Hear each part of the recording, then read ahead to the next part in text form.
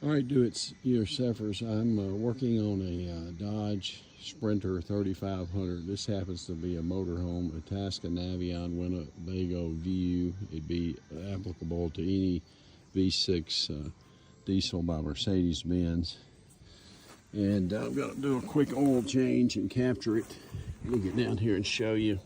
You need a 13 millimeter initially. Here. There's a 13 millimeter that comes out originally. Just right under the front end is your oil drain pan. Now, I've taken the 13 millimeter out and drained the oil. And in place, I've installed a Fumoto that is makes it easier to do oil changes. And I did a separate video on that if you want to watch that. Otherwise, you'd use your factory bolt. Now, there is a little washer that goes on these. When I took mine off, it was missing. But there are a set of washers that I have that I would put back on if I was using my factory. But this has a washer on it when you buy it and replace it, so it's already been installed. Now I've drained it in a large drain pan. Now there's some discussions of 12 to 13 quarts of oil to fill this. What I'm going to do is I always measure what I've taken out and start with that, and then use my dipstick to ultimately determine. Do not overfill these. You want them between the add and fill mark. All right, so that's draining the oil. Let's go up top and look at now removing the filter. It's pretty straightforward too. Come up here on the top of your engine, and here's your oil filter. Again, it's on the driver's side. It's pretty simple. I can just pretty much undo mine with my hand, but if not, you'll need a wrench. And there's your filter. There's your cap. I'm going to pull that out and replace it. Now, to make easy access for this, what I did was remove this little vent hose. It just pulls out. Then I just literally lifted this breather cover off the top, moved it to the side so I could get to this. And you can see they label this 2 Newton meters. They want it tightened back to, it looks like 25 there.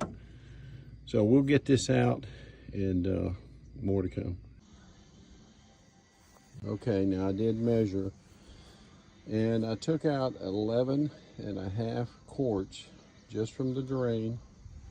So I'm going to figure there's probably at least a half a quart that sits in that filter.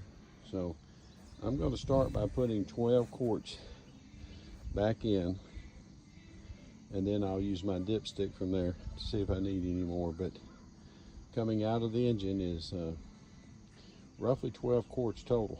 Now, if you read the Sprinter manual, it says that you can use up to a quart of oil every 620 miles, so you do want to use your dipstick and check your oil regularly. But that's all it is. So let's put 12 quarts in. Okay, and with your old filter removed, you'll be taking off 2 old washers too that'll come off. You got a larger one, you have a little small one that comes off here. So be sure you replace them. One of them goes around the ring down here at the bottom, and then one sits right in here. And to remove that, you might want one of these little pick tools. Make it easier to get under it and remove it. You can see I've reseated a new one. I'm going to push my new filter in, install it, and get ready to tighten it down 25 Newton meters, and then I'm going to start filling with oil. Okay, I put 12 quarts in. As you can see now, I've put my filter and tightened it down. Again, that's Newton meters, 25. Over here, I put 12 quarts in, and crank the engine and roll a little bit. One thing I noticed when I first pulled this stick, it looked beautiful, but now it's sucked in oil into that filter, so it's a little low. So I'm going to put another half quart, I'm going to check it, and then I may end up putting 13 on. Some places they say 12, some 12 and a half, some 13, but you can see the stick, I'm a little bit low. I'm going to go ahead and put a half and check it with 13. Now it's good to check your engine oil when it's hot. I know the engine's running and all, so I'm going to double check all that. But that's all it is now on this Dodge Sprinter 3500 V6s.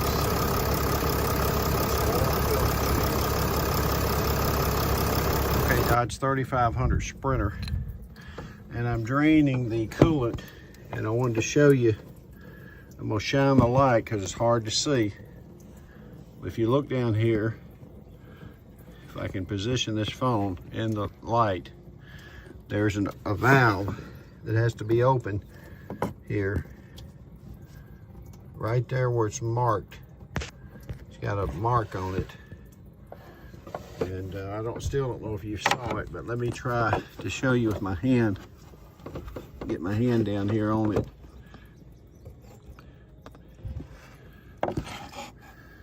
Here, right here.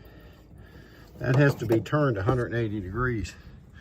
Now to effectively do that, you're not going to be able to do that by hand. You can do it about 90 degrees, but you will need a small pair, I mean small, like pliers like this, so you can reach in there and turn that. And you're gonna turn it about 180 degrees, and when you do, have that reservoir open. You can see it's drained out. It'll drain out directly below. There's draining. Now I'm using Z48 replacement, Xerox, I guess it's called. But there's again, that open valve is on the front end here. It's really hard to show you, but it'll have a yellow marking that'll be turned up. And what you'll need to do is, all right, I'm shining the light down there on it now. The yellow marking right on the front, but you'll see it, and you'll turn that with your pliers. And you'll know when you've turned it enough because you'll hear your coolant start draining out. It'll drain pretty fast. You'll just reverse that process to tighten it and refill your coolant now. You can do a flush, but I'm just going to do a drain and replace. And you can do it a couple of times too if you like, to enhance the chances of getting most of the fluid out, putting new in. All right, again, a Dodge 3500 Sprinter, Mercedes-Benz coolant change. All right, now if it's easier, you can come in from the bottom here. There it is, and reach over and open that up, which you turn it counterclockwise to open it. Then you got to turn it back clockwise, and on top of there is a yellow mark. But that's the valve. Now it has a little side piece where you could put a hose to drain too. But that's all it is to opening it. All right, so I did measure and I took out 7.5 quarts. So this holds, I believe, 10 total. So you get the bulk of it out. You don't get all of it out of the block, but you get the bulk. Now this is what I use. Valvoline G48. I think I said Z, but it's G48. It's blue. And that's what mine uses. Now, some of you out there have Sprinters that probably use that pink stuff. It's different, but mine is the blue. So I'm going to put now approximately 7.5 quarts back in there and call it another job done. So thanks for watching. All right, and I put about 7.5 quarts back in, and now I'm going to bleed the system and let all the air get out of the system. So I've got the engine running and open a little bit there, so it can all the bubbles and all the air out of the system. All right, thanks for watching. All right, while I'm here, I'm going to go ahead and replace this air filter here.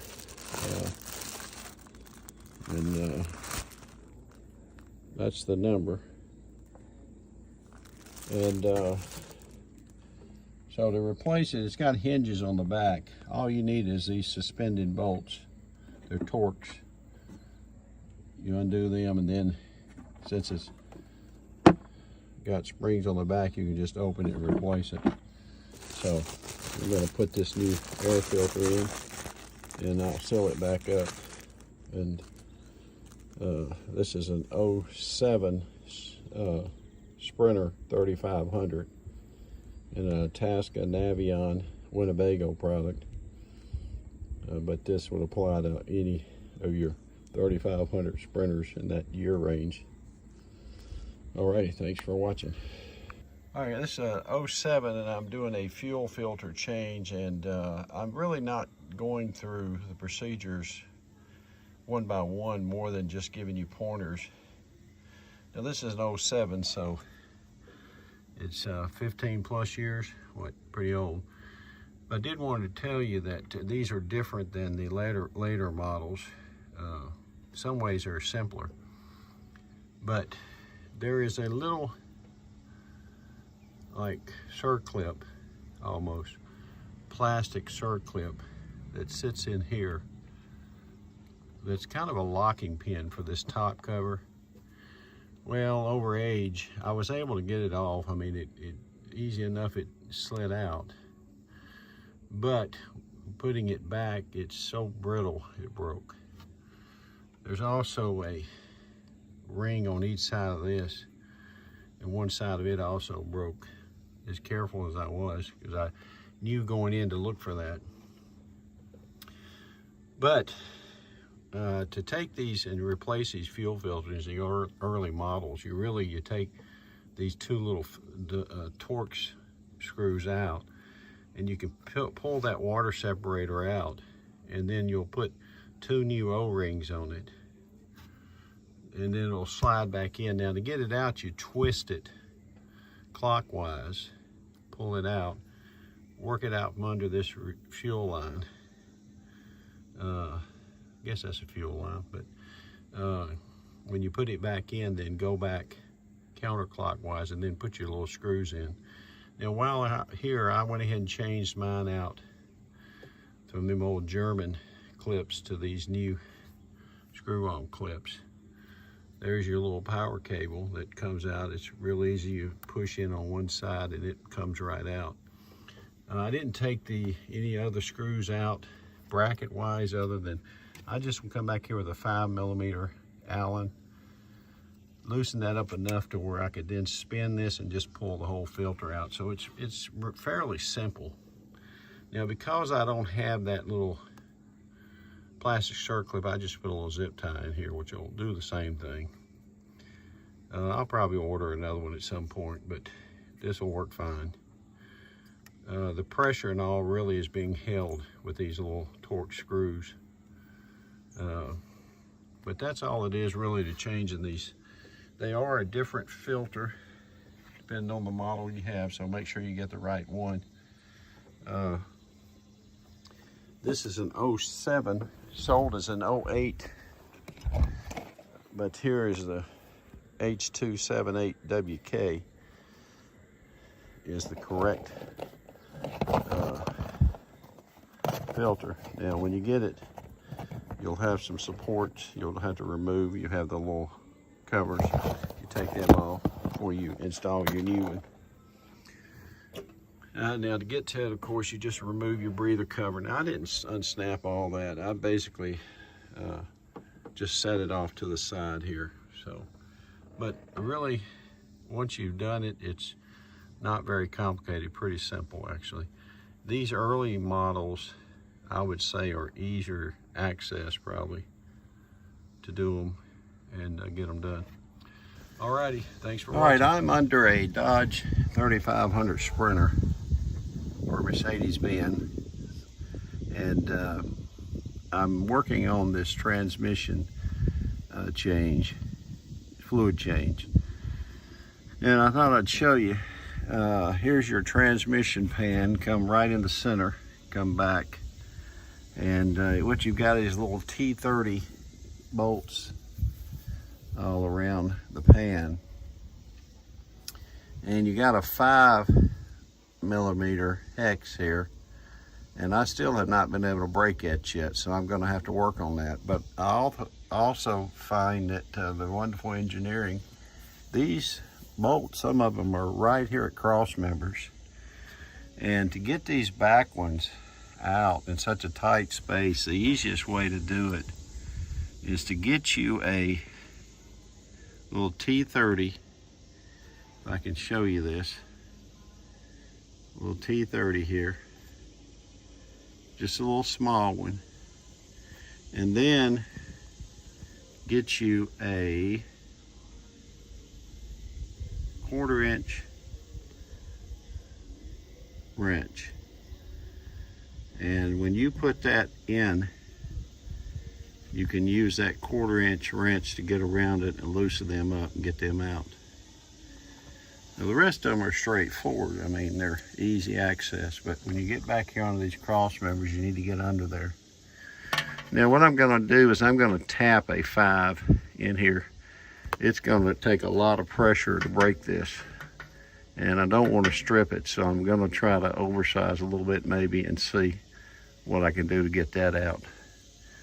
Ultimately, I'm wanting to drain this, then take this pan out, clean this up, put a new filter and all in it, so more to come. All right, now this is looking back at that cross member installed, and you can see it supports the transmission on the back end. There's a center bolt here, pushed up in there now, bolted in. And then there's 2 on each side here. This side and the other side. That's what holds that cross member, which provides the transmission support on the back side here. If you remove that, then you can raise that transmission to get your pan out, to change your filter. Otherwise, like I said, you would have to take this center bolt out, rethread it at least 6 or 7 deep. You would have to take the 2 bolts down here where that exhaust bracket ties in here. It ties in over, it comes across. Loosen them up so that you have enough to push up, because this is the problem here. I'm looking upside down, but this is the problem here. The pan can't clear the front cross member and get over the filter without raising this transmission, and that's what I've done now. All right, so this picture is kind of distorted because it's upside down and sideways and all, but it's the only way I can show you. So, all right, now that's with the new filter changed, and re-torqued it and put the pan back on. So we'll go up top and put some transmission fluid in. All right, I wanted to make this video also to show you that if you take the cross member out, then you can easily jack up the transmission here. You can see I have a bottle jack that helps you to get that pan out. Now, alternatively, if you don't want to take the cross member out, which is not that difficult actually, there's a center bolt here, and then there's 2 on each side here and 2 over here, and you can see I put anti-seize on them. What you could do is remove this center cap here, rethread that bolt, and then loosen this bracket. This bracket goes over to the exhaust. So you'd have to loosen these, bring them down maybe 1 inch, and then you could probably jack off of that bolt with a piece of board and accomplish the same thing. But I wasn't going to risk it. You could thread that bolt in and rely on the threads of the bolt to push that transmission up. Or you can actually push it with your hand for the most part, but I didn't want to take that chance, and it was only taking 4 more bolts out.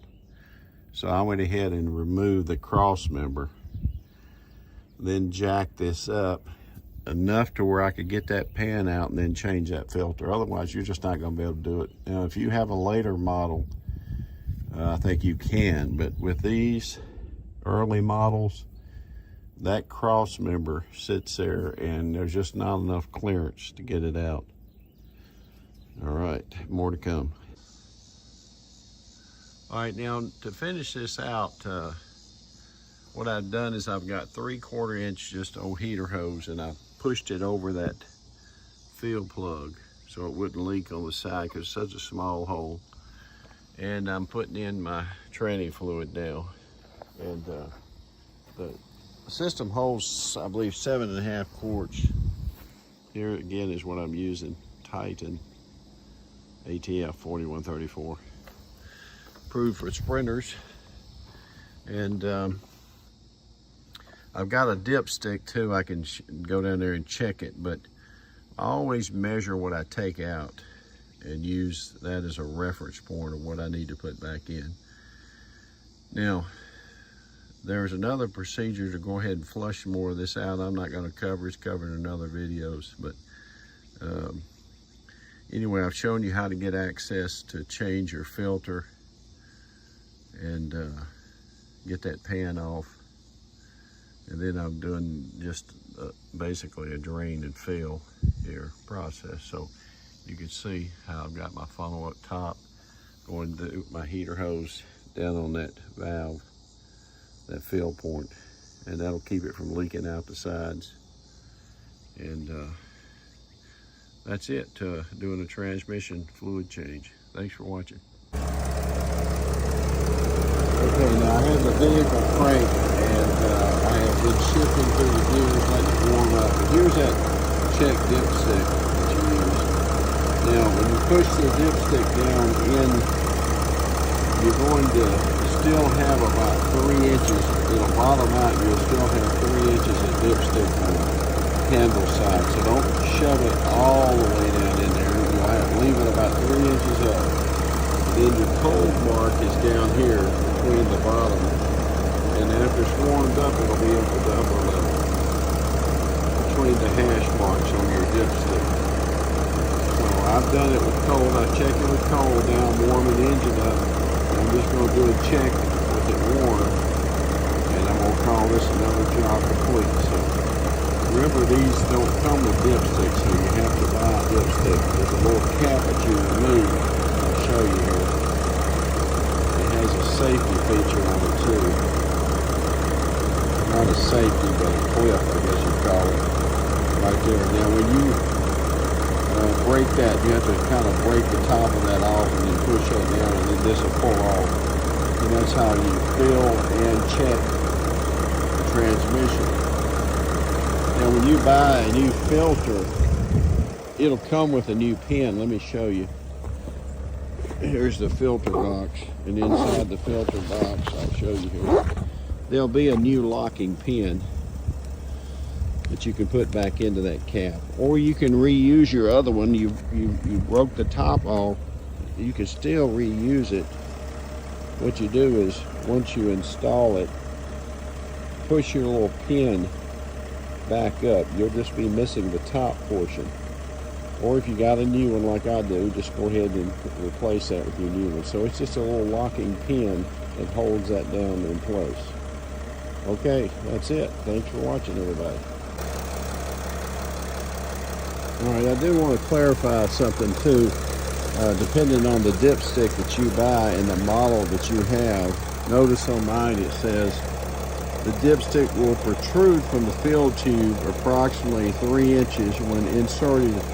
On the 2002 to 2006 models, the dipstick will not protrude on the 2007 to 2010 models. So mine's an 07, so in fact this dipstick you do insert it all the way. So pay attention to whichever dipstick you buy and based on the model year that you have. Alright, and now I've ran this engine. I ran it down the road and come back. I don't know if you can see this on the dipstick, but I'm right here, right in the center, exactly where you want to be for hot. And that's with a hot engine. It tells you the temperature 180, I believe, somewhere in that range. And so I'm perfect. That's where you want to be when you check it. All right. Again, thanks for watching.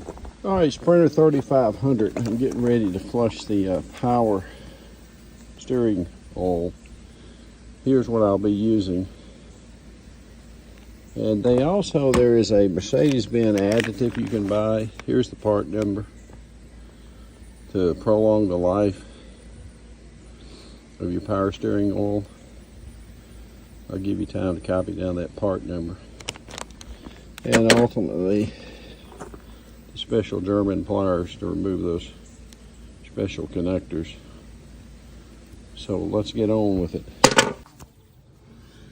All right, now here's your power steering fluid reservoir here. The pump is located right below it. I'm going to follow down the line right here. The feed's at the bottom here. I'm going to come out and disconnect that, drop it down to drain the reservoir here. I've already jacked up the coach. I'm going to do a steer to steer, lock to lock. There's the coach jacked up. And steer to steer, lock to force that fluid out. So I'll put the key on the second position. I will not start the engine, but do the steering wheel lock to lock, and it'll force that out. Here's that hose coming down here. I'll have to take off where it feeds into the cooler there in the front end, and I'll pull that off, and that'll be my drain point, and that'll force out the fluid. Then I'll put it back on, refill it, add my additive, and call it a job done. So here we go. Now you could put a hose on that to catch that, but I want to show you that fluid shooting out as we jack the steering lock to lock. Look at that old fluid shooting out of there. I've got a drain pan down there catching all that, and I'll wipe it all up. And once we get it, I'll put the fresh in and we'll be good to go. Okay, now I've got a funnel on my reservoir. I'm going to put my additive in, and I'm going to start pouring in my new fluid. Well, after that, then I will lock to lock again. We've got to get air out of the system, make sure there's no air.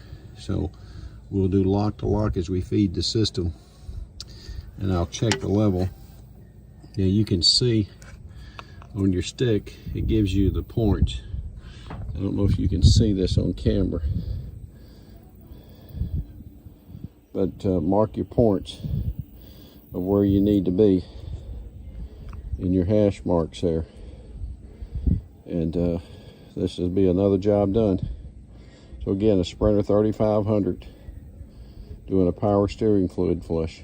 Okay, now you can see the volume decrease as we lock to lock the steering now as it feeds the system. All right, and I'm going to keep going, and I'll check my levels. But as we feed the steering, it'll pull that fluid in, the new fluid. All right, Dodge Sprinter 3500, Itasca Navion View Sprinter, Mercedes-Benz 3500 models. Rear differential oil replacement. I thought I'd video that real quick. The fill port is just a snap-on plastic, or I should say rubber cap. You just pop that out with a little screwdriver, no problem. You're gonna need a 14 Allen, pretty good size, and a breaker bar to break that. Then back that out and drain it. And then we're gonna open this and fill it till it starts overflowing. So we'll take that out, drain it, put it back in, fill till it overflows here. And let me get back and give you another view. So that's all it is for a rear differential fluid change out. I thought I'd show you when I'm using 75 weight to 85 German technology, Titan. And I'm going to use just this funnel with an extension there on it to basically refill this. Now I brought 3 quarts. We'll see what it takes, but that's all it is. And like I said, I'll cap that off and fill it till it overflows. It's still draining out now. All right, thanks for watching. Okay, and I did use just under 3 quarts, and I thought I'd show you how I had my funnel positioned. The extension piece going into the fill port. And as it started dribbling out and all, then I knew I was full, so I capped it back off. And that's it. Thanks for watching.